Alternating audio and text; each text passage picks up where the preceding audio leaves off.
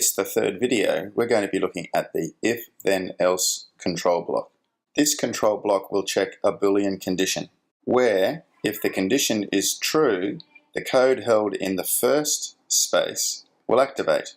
If the condition is false, the code in the second space will activate. Let's take a look at how we can calculate the true answer. Again, the question is asked, the answer is given, that's stored in the answer variable.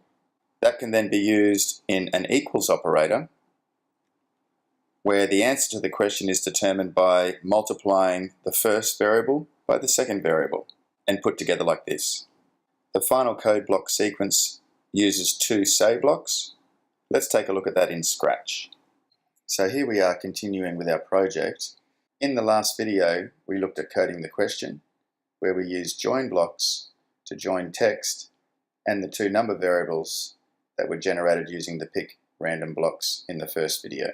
We now need to calculate the answer, compare it to the answer that the player of the game has given, and provide feedback about it being correct or incorrect. First of all, I'm going to grab the if, then, else control block. This is a conditional statement. As you saw in the first part of the video, we need to build our condition in this space here and then provide the yes feedback in this first section and the no feedback in the second. Let's do that now. Using an operator, equals, and also multiply. I'm going to get my two data variables and also the answer variable. So step one, if the answer equals number A times number B, this goes into here, then we say that's correct, or else we say no, that's not correct. So now two say blocks.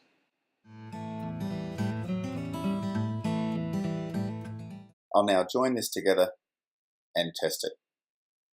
Click on the green flag, that sets the two variables to 0, and click on the start button to ask the question. What is 3 times 1? Provide an answer of 3. Press return on the keyboard. Yes, that is correct. I'll test for an incorrect answer, clicking the start button.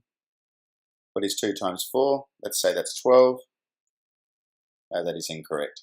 For this current setup, the player of the game has to click on the start button for every new question.